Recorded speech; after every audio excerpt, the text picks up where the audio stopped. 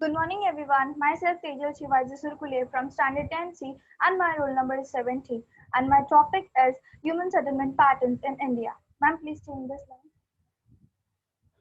Firstly, I would like to say thank you to our respected teacher who gave me a chance to express my view among you all.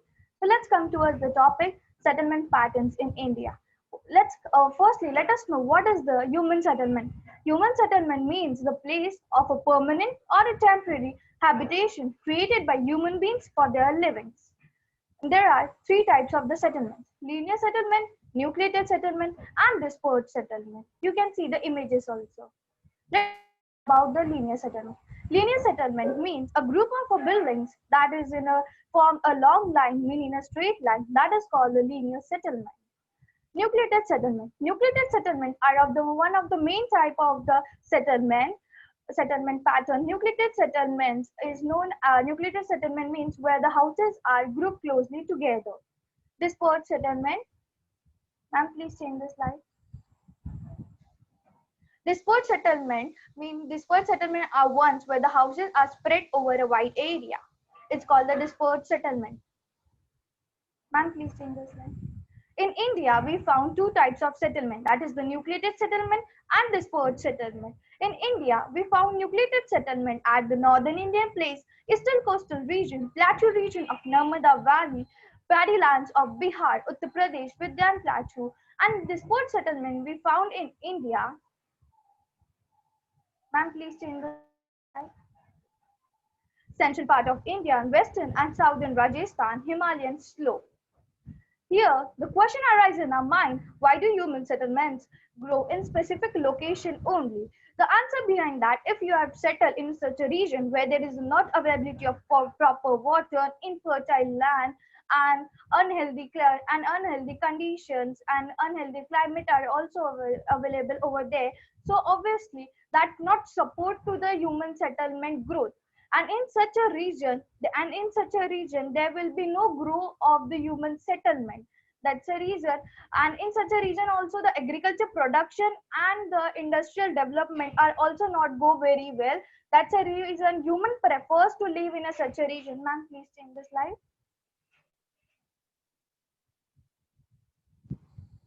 That's the reason human prefers to live in such a region where there is available of a fresh air, bright sunlight, fertile land, and availability of water. And in such a region, the agriculture production and also about the industrial development grow very well, and it also support to the human settlement. That's the reason the human population grows in specific location only. That's the reason human population grow in specific location, and it increase in specific location because the availability of sources are available nearby their settlement. Let's take the example. If a person is coming from the rural area and if he want to settle in the urban area, so what he will do? Obviously, he going to think that I want all the favorable condition nearby my settlement, right? And might be the same other person is also thinking. And in such a location where all the resources are available, the settlement goes on increasing in that location only.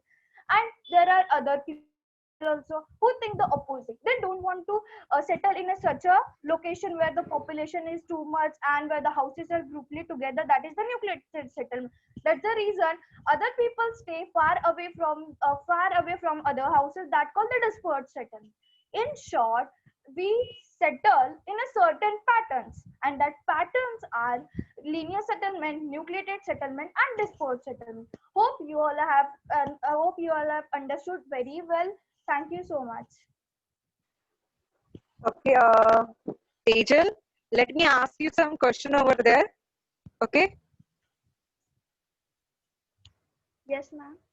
Okay. So let me know what is mean by linear settlement. Linear settlement mean, ma'am, where the buildings or a group of buildings are in a long line. That mean in a straight line. Okay, very good.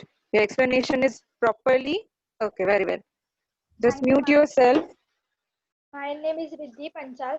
I am studying in Standard 10th B and my roll number is 23. Today's subject is geography, in which I will tell you something about India's population.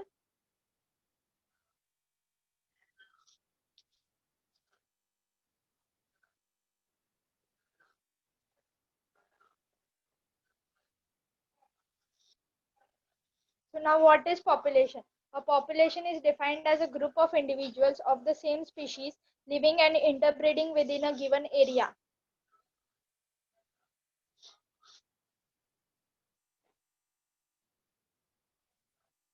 Now we will study about India's population. India's population is around 121 crores around according to census 2011. According to census 2011, India is selected as the second most populous country in the world. India occupies 2.41% of the land area of the world. It supports 17.5% of the world's total population. India's average population density is 382 persons per square kilometer as per 2011 census.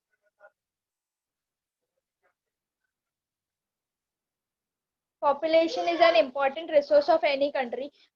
The if in a country if the population is more and qualitative and quantitative population, or if it has slow population, it affects the economy and the development of the country. Now we uh, Now we will study the India's population according to the following composition of population. First is sex ratio, second age and sex pyramid, third population growth rate, fourth life expectancy and literacy rate.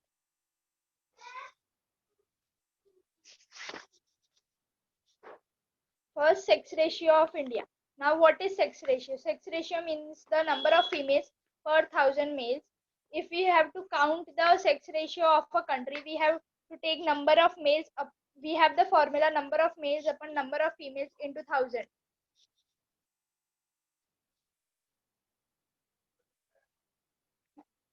Now this is the sex ratio of India, in which the sex ratio of India is men outnumber women. In India, we see fluctuations in the sex ratio since few decades. There has been a slight increase in the sex ratio after 1991.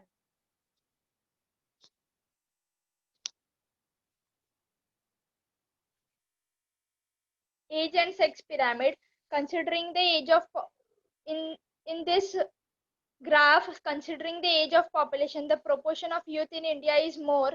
This means India has a higher working population. Therefore, India is considered as a young country because it has more number of working population, approximately 41% of the working population.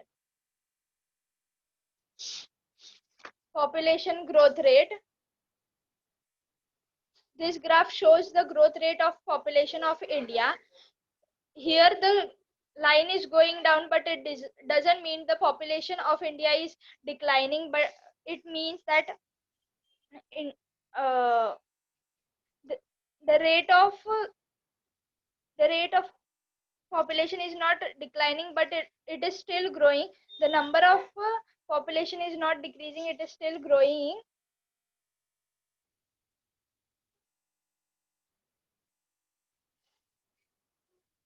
Life expectancy. What is meaning of the term life expectancy? Life expectancy means the average number of years a person born in a country is expected to live.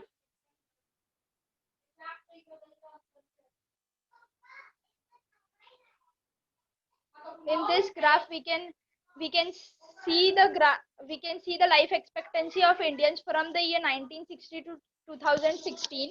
In 1960 the life expectancy of 41, and it further goes on increasing as there is improvement in health facilities, progress in medical field, access to nutritious food leads to an increase in average life expectancy.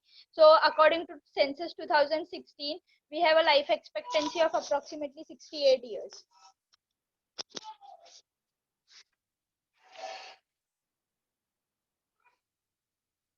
Literacy rate.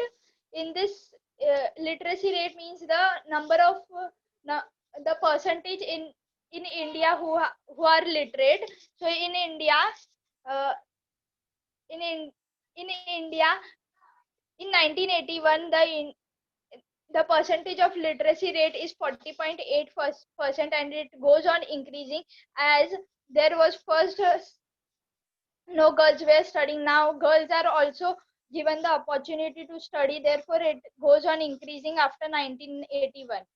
And now, according to Census 2016, the literacy rate of India is 72.2%. Thank you.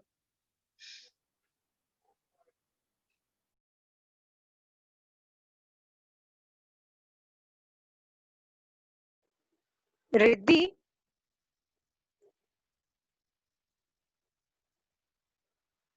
I think. Friends, myself Shruti Ramesh Panda from Standard 10B. Today I am going to speak about my few words on my topic, that is India's tourism sector. Which is next slide. Yes, wait. It's loading. India's tourism sector. In India, there are India's tourism sector. Tourism is the activities of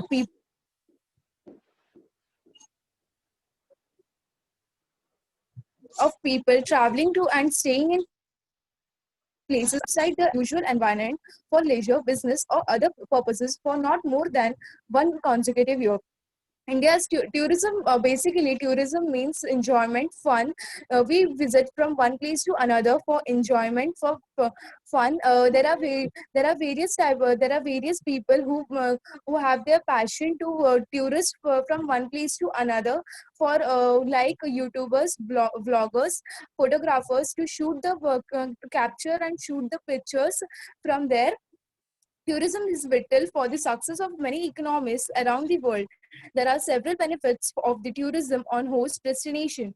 Tourism boosts the revenue of the economy, creates thousands of jobs, develops the infrastructure of a country, and plants a sense of cultural exchange between foreigners and citizens. Tourism is the largest service industry in India, with a contribution of 6.23% to the national GDP, that is, and providing 8.78% of the total employment. Teacher, next slide. So, according to the graph from 1996 to 2005, between 2015, between the in Brazil and India, the number of international tourists has been increased in India from 2010, whereas in Brazil the number of tourists, the number of international tourists is not it is it is almost in the equal proportion. It is not more much higher, not much lower.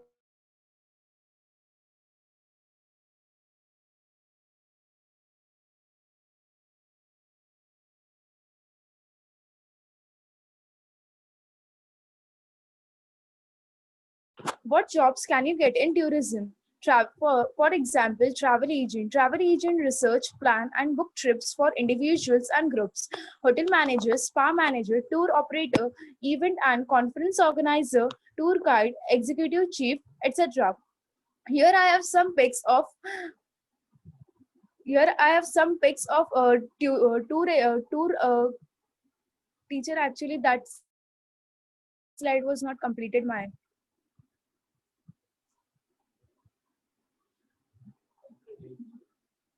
Here I have some pics of spa manager, tour operator, hotel manager, travel agents. Next slide.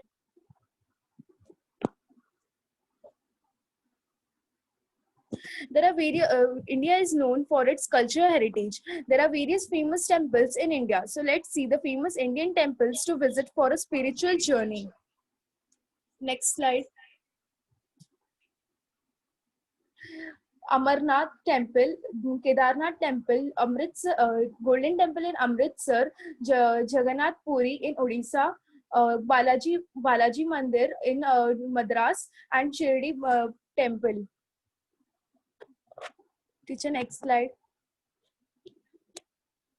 What is adventure tourism? We all like a bite of adventure in our lives, don't we? That's why lots of people are no longer content with holidays, just chilling on the beach and watching the clouds float by. No. That would be so far too simple, far too civilized. We want action, we want paragliding, skiing, mountaineering, and abseiling, the whole lot. I have some pictures of adventures in India which helps in India. For example, hot air ballooning, paragliding, scuba diving, etc.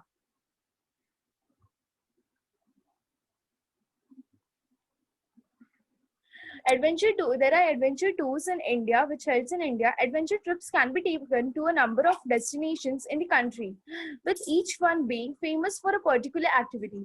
For example, Ladakh, Rishikesh, Lonavala, Kamshet, Kalad, Goa. Teacher, next slide. I have some images of Goa, Ladakh, Kamshet, Kalad, and Lonavala. Teacher, next. There are various adventure activities in India. For example, camping, as camping involves living in tents, as you should always go for the engagement when weather is not too hot or not too cold. Wildlife safari. In India, wildlife safari are only possible when it is not raining. Most protected areas are closed during the monsoons. During the monsoons, due to the change caused to roads. Scuba diving, you should scuba dive when the seas are calm, and when the seas are calm, which is generally in the case or in the non-rainy season. Hot air ballooning, the best season for this activity is between October and April primarily, and it is hosted at 5:30 a.m. to 4 p.m. because of ideal wind speeds. Treks, you can trek at a number of destinations like Ladakh, Uttarakhand, Sikkim, Himachal Pradesh, and Kashmir. Rafting, the rainy season is perfect for rafting. The Kundalika River, whereas the time before and after the said season is when rafting is organized on the Ganga River.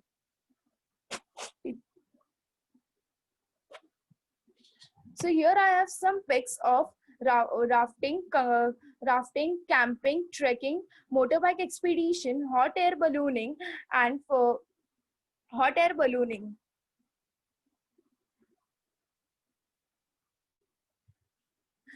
There are various types of tourism. For example, local and interstate tourism. Local and interstate tourism means there is no need of it is not international. Local and interstate tourism. For example, visiting from one place to another in India, visiting from one place to another in India, from, for example, like visiting to Chennai or Jammu and Kashmir.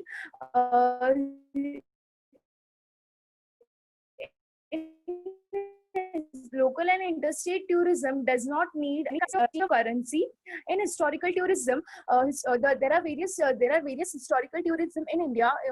For example, Taj Mahal. Most of people visit to Taj Mahal as it is a historical monument to search some information from that. Next is geographic tourism. Geographic tourism is basically people visit basically for its geographic features.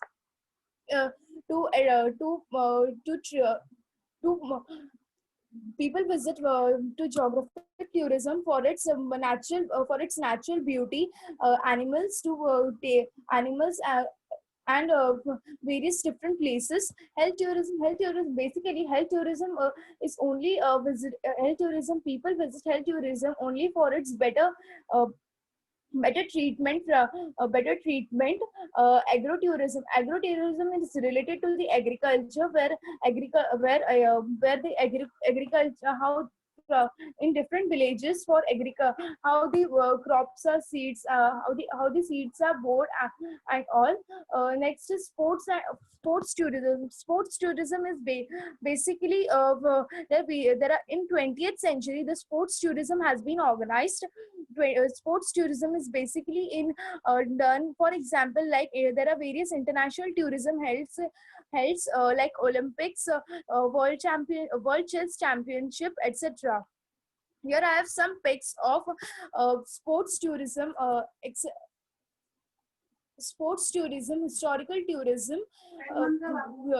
sports tourism, historical tourism, geographic tourism, and health tourism. Thank you. Okay, Shruti, very good. Just Yes, yes. mute yourself. Very good.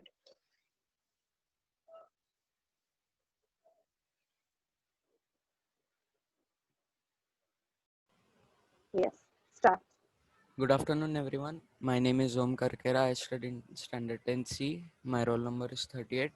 Today, in this geography activity, I will explain you the topic of India's wildlife. So, let us see the wildlife of India. India is a home to a large variety of animals. It can be uh, said that India is a biodiversity hotspot as it includes various ecosystems.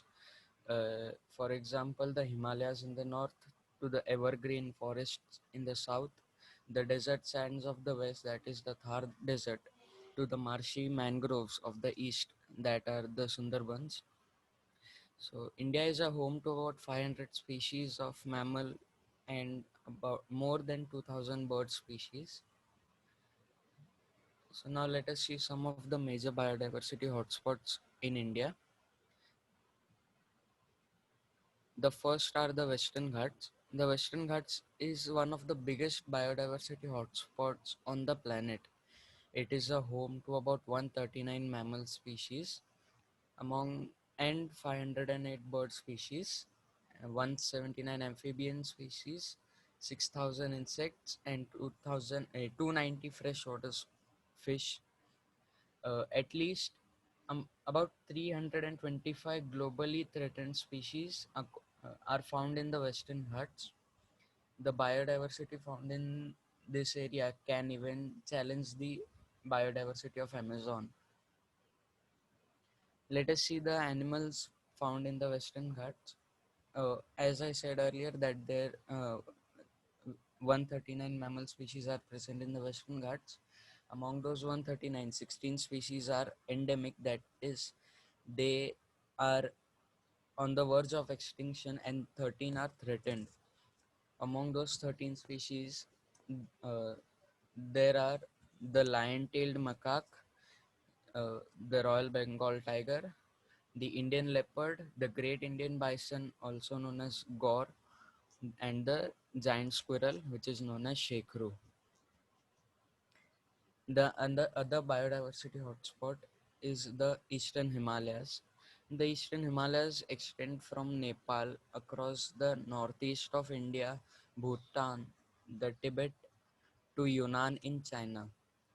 The climate of region is influenced by the monsoon of Southeast Asia. It is considered as a biodiversity hotspot as it as it contains some unique biocultural diversity in it. Let us see the animals found in this region. The animals found in this area includes the Himalayan snow leopard and rhinoceros, the Asian elephant, and the water buffalo, which are found on the foothills of the Himalayas.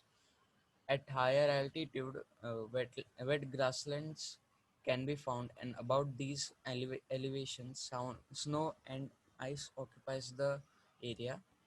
Asian black bear, Himalayan vulture, and pikas are some of the common species found in these higher elevations and also on the Tibetan plateaus.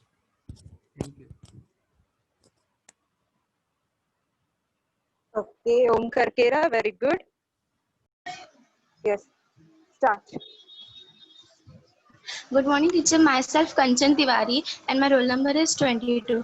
Today, my topic is vegetation in India. The total land area of India is 3.287 million kilometers, and about 21.67% of which is covered by forest. India has a variety of climate and land type. Hence, it affects greatly the vegetation in India. So, what is vegetation? Vegetation is a general term for a collection of various species of plants and trees, and it is thereby the most abundant biotic factor. Vegetation vegetation serves several critical functions in the biosphere at all possible ways.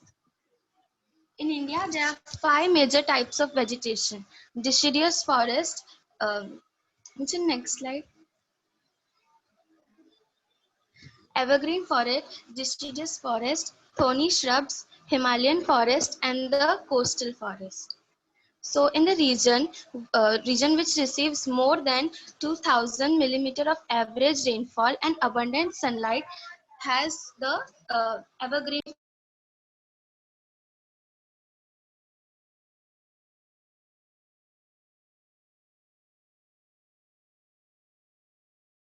Evergreen forests are found in the region that receive more than 2000 millimeter of rainfall or high rainfall and abundant sunlight. The trees found here are uh, covered with thick green leaves, and the wood of these trees are hard yet flexible. Evergreen forest supports a large number of biodiversity in India. It is found in the western Ghats of India and the states of northeast India. Trees like Trees like banyan trees, rosewood, rubber, ebony are found here.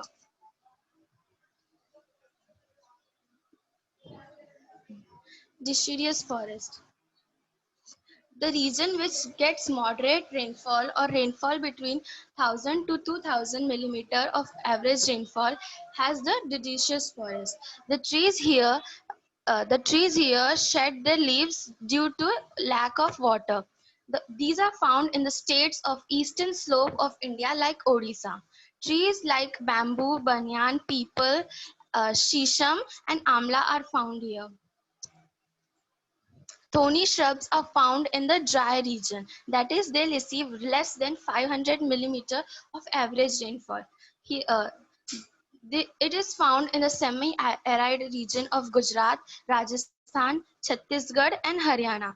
Due to dry and hot climate, mostly small pointy shrubs like and cactus like aloe vera, agua, and acai are found here.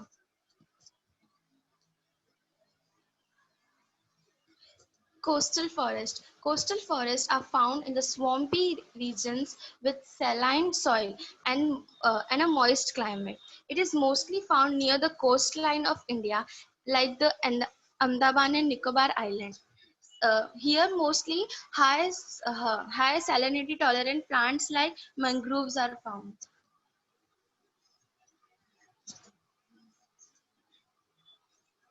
Himalayan forests. There are 3 types of Himalayan forest according to their altitude.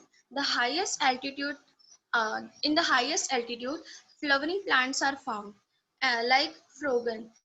In the medium altitude, coniferous plants are found, which have green but pointy green leaves, like pine, deodar, etc. Near the foothills of Himalaya, the mixture of both flowering plant and these pointy coniferous trees are found. Thank you, teacher. Okay, very good.